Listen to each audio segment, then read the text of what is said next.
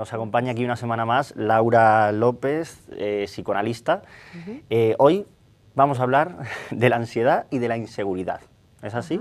Sí, ansiedad, angustia, vamos a ver un poco qué significa, ¿no? Ajá. Porque todos cuando hablamos de ansiedad estamos implicados. ¿Quién ante una incertidumbre no se ha sentido un poco angustiado? ¿No te ha pasado a ti, Seba? Sí, sí, me ha pasado. Eso lo hemos estado hablando antes de empezar. Pero es normal, ¿no? Porque siempre ante lo nuevo hay que tolerar que cierta incertidumbre va a haber en tu vida. Siempre te vas a poner frente a algo nuevo, algo diferente. ¿Y sabes por qué? ¿De dónde viene? A ver, cuéntanos. Viene de ese lugar en el que uno, cuando se separa de mamá, ¿no? Y que le atribuye que todo lo da, que todo le calma, ¿no? Ahí en ese lugar, ahí está como que no sabe cuál es su identidad y tiene que dar los siguientes pasos. Y bueno, y ahí es donde entra esa angustia, ¿no? que es normal en todos los seres humanos y bueno, incluso nos previene de los peligros, ¿sí? Porque a veces uno, como vaya con toda la energía hacia adelante, tiene que haber límites, ¿no? Y de alguna manera esa espera angustiosa te previene del susto, ¿no? Del impacto, que también nuestro aparato psíquico tiene que elaborar esos estímulos de fuera y de dentro. Claro, tenemos que ponernos nuestros límites, ¿no? Pero tampoco tantos. Claro, si no caemos en lo contrario. Claro, es que esa es la cuestión, que a veces nos revisamos demasiado, queremos controlarnos. La ansiedad tiene que ver con eso, ¿no? Te lo voy a diferenciar de la angustia. La ansiedad tiene que ver con una anticipación a lo que viene después, ¿no? El ansioso está ayer en vez de estar hoy donde está, ¿no? Se anticipa las cosas, ¿no? Y tiene que ver con eso, con pensar, con esa incertidumbre que no la puede tolerar, quiere hacer las cosas, resolverlas rápido, hay una constante preocupación por el futuro. Entonces, claro, la ansiedad es como más psíquica, pero la angustia ya es algo más del cuerpo, en el sentido que se escenifica en forma de síntomas, pues todo eso que precisamente has señalado hace un momentito, ¿no? Que nos has comentado, esa imposibilidad interna a veces de gestionar nuestras propias emociones. Porque claro, la angustia frente a lo nuevo, frente a personas, ¿no? Frente a nosotros mismos también nos está hablando de algo de nosotros que no sabemos, pero que de alguna manera, cuando estamos frente a un trabajo, frente a otras personas, los pasos vitales en la vida, siempre nos hace ponernos en ese lugar de cuando éramos niños. Lo que pasa es que desconocemos muchas partes de nosotros mismos y hay afectos, sentimientos que nos embargan, pero que ni siquiera podemos detectar, sino que se producen en esas palpitaciones, en esa sudoración, esa taquicardia, esa diarrea, ¿no? Que hay diferentes síntomas que nos están hablando de un conflicto psíquico que está aconteciendo en nosotros, pero que no se puede expresar de ninguna manera y es a través de los síntomas. ¿Y qué es un conflicto psíquico? No me preguntarás. ¿Eso qué quiere decir? ¿Qué es eso? Bien, pues mira, un conflicto psíquico tiene que ver con esos deseos, eso que somos pero que en realidad desconocemos y que a veces pues choca con nuestra moral, ¿no? Con esa razón, que queremos controlarlo todo, pero nos damos cuenta que hay cosas que se nos escapan y que frente a lo nuevo, frente a otras personas, siempre va a haber en nosotros todo ese torrente psíquico, ¿no? Que son esos celos, esa envidia, esa hostilidad, ese egoísmo, ¿no? Que está siempre en nosotros, pero que no queremos tolerar que nos pase frente a otras personas, frente a otras situaciones. Entonces, ¿cómo yo gestiono eso en mí? Es como va a hacer que esa energía la pueda poner a favor de mi vida o incluso producirme eso que decimos, esa angustia, ese ataque de angustia, claro, ¿no? Eso te puede volver en contra, porque como decía, hay cosas que no se pueden controlar. Es que hay cosas que a lo mejor no podemos controlarlo todo. Es que no se puede controlar nada. Tú imagínate una conversación que tú sepas lo que vas a decir, que lo tengas todo señalado, apuntado, la vida. Es todo incertidumbre, estamos constantemente en una incertidumbre. Y claro, querer controlar es esa cuestión ansiosa, ¿no? Es imposible, y hay que tolerar que también para crecer, para desarrollarse, tiene que haber una autotransformación en ti, si no, y la manera de autotransformarlo es todos esos elementos, ¿no? Todos esos deseos que tenemos, que hemos tenido de alguna manera civilizarlos para poder utilizar esa energía para vivir, para entregarnos a la vida, tiene que transformarse, ¿no? Y a veces que incluso en los sueños no podemos dormir porque tememos entregarnos a nuestros deseos. Y es verdad, ¿no? Y ahí es donde tú ves realmente cómo es tu manera de gestionar tu vida y tus deseos, ¿no? Porque hay deseos en nosotros que ni siquiera podemos llegar a imaginar, ¿no? Y que se escenifican de esa manera, con esa angustia que sentimos en un momento determinado. Y ojo, también muy importante, Seba, creemos que es a la situación, ¿no? A algo externo, sí. Pero no. Es interno. Claro, es algo interno, porque cuando hay un peligro fuera de ti, tú puedes huir tranquilamente, pero ¿cómo huyes de ti mismo? De ti mismo. No puedes huir, tienes que huir a través. Una solución es esos síntomas, esa escenificación en el cuerpo de cosas que tú no puedes gestionar, porque la palabra te ayuda a simbolizar, ¿no? De alguna manera esos estímulos internos y externos, si los vas poniendo en palabras, ahí es donde tú puedes realizar la realidad y simbolizar esas cuestiones internas tuyas que se te escapan, que no sabes por qué te suceden, ¿no? Bueno, y esa inseguridad y esa angustia que decimos, que hablabas antes de la madre, del niño, son cosas que al final, porque nuestra personalidad, corrígeme si me equivoco, se va gestando a través de nuestras experiencias, de lo que vivimos y todo eso. Entonces, por ejemplo, ¿cómo podemos hacer para que una madre no cree, por decirlo de alguna forma, no sé si lo estoy explicando bien, cree a un hijo, una hija, inseguro o insegura? El otro leía un pasaje de Sigmund Freud, ¿no? que es el padre del psicoanálisis, o algunas veces dicen el hijo porque es el que de alguna manera permitió que eso se escribiera y se construyera, ¿no? Y decía que el exceso de mimo de las madres a los niños pues también produce esa inseguridad en el niño, porque claro, es como que teme perder. Para él se convierte en un peligro muy grande perder a esa persona, a esa función que de alguna manera le calma y le colma todo y que cuando abre la boca está ahí, ¿no? Tiene que haber frustraciones en nosotros para poder crecer, para que nuestro deseo se pueda poner en la realidad. Y claro, si hay alguien ahí que está continuamente envolviéndonos en eso, nos encontramos en la vida, que claro, cualquier cosa te impacta y no la puedes gestionar. Se sale a la realidad, a lo que es la vida de verdad y ya... Claro, sale, pero no sé, me parece que tampoco es cuestión de buscar en la infancia algo que me pasa a mí en el presente, ¿no? Porque no es tampoco esa madre que yo he tenido, sino es la madre que yo me he construido en mi interior. Es como yo reacciono ante las cosas de mi vida. Si tengo un trabajo, a lo mejor esa posición infantil que tengo, que quiero que todo el mundo me solucione las cosas, no, es como yo me entrego cada vez, y ahí es donde está esa cuestión, no está en la infancia, está en la actualidad, cómo yo me entrego cada vez a la vida, cómo me relaciono con los demás. Me relaciono como cuando ese niñito estaba con la mamá abriendo la boca o de alguna manera transformo, aprendo.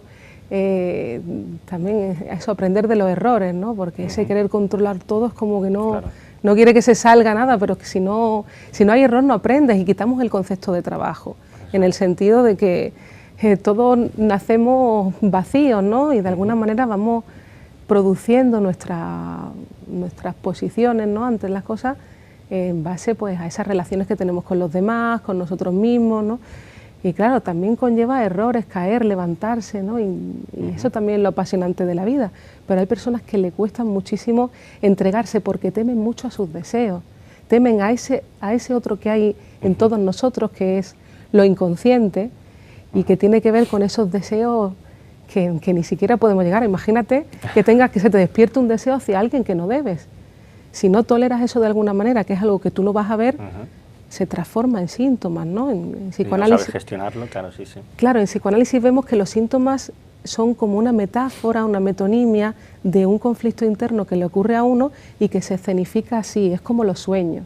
Los sueños están de alguna manera, pues bueno, montados así, ¿no? Con unas imágenes extrañas, que aparentemente parece que no tienen sentido, ¿no? Y te parece a veces te da risa, te parece un poco algo absurdo, pero a los síntomas le pasa igual. Los síntomas también están hablando de algún conflicto interno tuyo que lo pones ahí. Y no es que algo de exterior te produzca angustia, es que tú ya eres una persona angustiada. No hay nada universal que a todo el mundo nos dé angustia, ¿no? Me refiero a la sintomatología, ¿no? El ataque de angustia. No hay nada que te produce eso, es tu relación contigo mismo y esa relación contigo mismo y con el exterior. Es el tú el que te tienes que revisar, ¿no? No es algo que te haya tocado a ti, que hay que ver que tengo ansiedad, ¿no? A veces intentamos normalizar algo que no lo es, ¿no? Que te está llamando, de alguna manera te están llamando la atención tu ser, ¿no? Y te está diciendo, mira, algo te está pasando. Algún problema, ¿no? Claro, que no lo puedes resolver, que te está señalando ahí en esa cosa que te pasa, ¿no? Otro de los síntomas también puede ser la relación con el resto de personas, porque la inseguridad y la angustia de la que hablamos también afecta mucho a cómo nos relacionamos con nuestro entorno. Sí, eso es muy interesante, Sebas, porque es cierto que, claro, cuando estamos frente a otras personas, ahí es cuando se nos despiertan todos esos afectos, todos esos deseos que no toleramos. Y claro, de alguna manera también estar frente a otros también te hacen de espejo, ¿no?, de algo que no te gusta a ti y lo ves reflejado en el otro. También es una proyección de ti mismo y hay cosas que rechazamos de los otros, pero que en realidad tienen que ver con nosotros mismos. Entonces también en las relaciones con otras personas conlleva transformarte tú también, porque de alguna manera te va a tocar a ti en esas conversaciones transformar, ¿no? Está lo diferente, lo que no es igual a ti, y eso te pone siempre en ese lugar cuando uno es niño y está en ese abismo, ¿no? Y tiene que empezar cada vez, ¿no? Entonces es cada vez esa incertidumbre y ese entregarse, ¿no?, a la conversación, y a veces tememos mucho transformarnos y no ser ese otro que éramos cuando éramos más pequeñitos, anteriormente a mí, el día anterior, ¿no? Pero estamos en continua transformación y la manera en que nos adaptemos a esa transformación continua pues tiene que ver con esa gestión emocional. Entonces, como consejo para decirle a la gente, digamos que la base está en eso, ¿no?, en aprender a gestionar todos esos cambios que nos van ocurriendo para poder superar esa inseguridad o esa ansiedad que nos puede producir. Sí, bueno, tolerar la incertidumbre, pero más que indicar que uno tiene que o que revisarse, es utilizar las herramientas que tenemos a mano, porque uno mismo no se ve. Uno sale y nuestra conciencia es una fachada. Tenemos ojos hacia afuera, pero hacia adentro hay un mundo interior que son unos grandes desconocidos. Cada persona es un mundo, ¿no?, como se dice. Claro, somos muy diferentes, aunque de base en todos deseamos las mismas cosas, ¿no? El ser humano siempre tiene los mismos deseos, que son inconscientes, ¿no? Y ahí es donde está el motor psíquico. Pero claro, la manera en que renunciamos a esos deseos, esa va a ser nuestra disposición al mundo, a las relaciones con los otros. Entonces, de alguna manera, esos deseos se tienen que transformar para generarnos esa energía que si no la ponemos fuera de nosotros y la dejamos en nosotros, vamos a tener una vida pobre, ¿no?, en el sentido de que vamos a retener, ¿no? A veces estaba escuchando hoy un anuncio que decía que te invitaba a tomarte una pastillita para tener esa energía, ¿no? Pero es que, claro, la energía no es que te viene de la nada, sino esa energía psíquica tiene que ver con poder ponerla fuera de ti, ¿no? Y hay veces hay cosas que tenemos ahí enquistadas que tienen que ver con afectos reprimidos que no toleramos, con envidia, celos, todo eso infantil que hemos tenido que renunciar, pero que se ha quedado vivo en nosotros, pero que nos afecta en nuestra vida. Los mayores problemas que tenemos en nuestra vida es por nuestra gestión emocional. Y claro, ahí tiene que venir el psicoanálisis para descifrar, ¿no?, porque estamos ciegos a lo que nos pasa. Los síntomas escenifican algo interno que ni siquiera podemos ver y no podemos controlar. Es como una traducción, te ayuda a interpretar y a soltar ese deseo para ponerlo libre en otras cosas, ¿no? Muy interesante todo, muy interesante. Entonces, la clave está en sacar todo de nosotros, de dentro, en sacarlo todo. Pero ese es el miedo que tenemos. No se puede hacer de cualquier cosa, en cualquier lugar, ¿no? Y a veces tememos precisamente eso que estoy pensando o deseando, o que ni siquiera puedo llegar a desear porque me produce un choque en mi moral. Creemos que hablar o entregarnos a las cosas es salir esa parte de mí que rechazo, ¿no? Pero claro, es que también hay que diferenciar los tres planos, ¿no? No es lo mismo desear ni pensar que hacer. Una cosa es que tú pienses o desees algo y otra cosa es que la realices. Y hay pensamientos y deseos humanos que son terribles para nosotros, pero que forman parte de nosotros, pero que tenemos que diferenciar, ¿no? Y también una persona con angustia tiene muy pegada, por así decirlo, el pensamiento, es como si tuviéramos un pensamiento mágico de los primitivos, que cree que con que piense algo ya se va a realizar en la realidad. Pero claro, son planos totalmente diferentes, ¿no? Una cosa es lo que tú sueñas y otra cosa es que ese sueño lo vayas a llevar a la realidad. Es que es algo ya transformado y velado, ¿no? Y pensar no es eso que crees que es pensar, ¿no? Bueno, pues algo como para terminar ya la entrevista, como consejo final, clave para que la gente se quede con eso y te ayude un poco a salir de una situación, si alguien que nos está viendo se ha identificado un poco con esos síntomas de los que hemos hablado.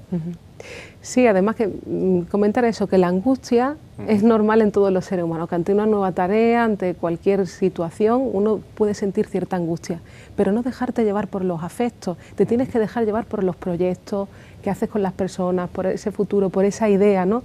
Porque los afectos vienen a inundarnos y a veces a estropearlo todo. Y hay que tolerar cierta incertidumbre en tu vida para poder vivir, si no hay una transformación en ti y una entrega con los otros y esa confianza también que tenemos que tener con los demás para poder crecer, pues vamos a tener una vida insatisfecha. Deja de tener sentido, ¿no? Si no tenemos esa...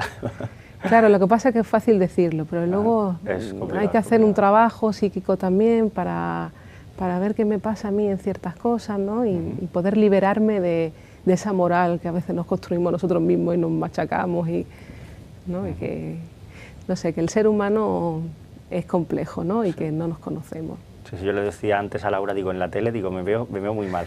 Digo, yo en mi casa yo no me veo bien.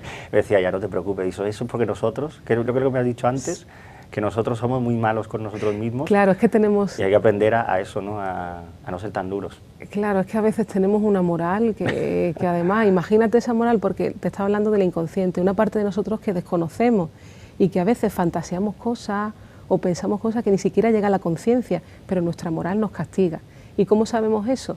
Porque en nuestra realidad vamos haciendo cosas que de alguna manera caemos, tropezamos, nos castigamos y hay como una tendencia en nosotros a eso, ¿no? Y es por un sentimiento de culpa de algo que he pensado, sentido, fantaseado, que ni siquiera lo he podido llegar a ver, ¿no? Bueno, pues muchísimas gracias, Laura. Nos vemos aquí la próxima semana. Sabemos un poco de qué vamos a hablar. Sorpresa. Mira, podemos hablar de los miedos, porque de los miedos. Tengo una charla la semana que viene de los miedos y bueno, y las fobias, y me parece que es un tema bastante interesante. ¿Dónde es la charla la semana que viene? Es el viernes que viene en ámbito cultural del Corte Inglés en Málaga. Perfecto. El día 7 de junio, me parece. Bueno, pues si quieren ir a verla, ahí va a estar, y si no, pues la semana que viene. La semana que viene. Vamos a hablar también de eso. Muchas gracias, Laura. Muchas gracias.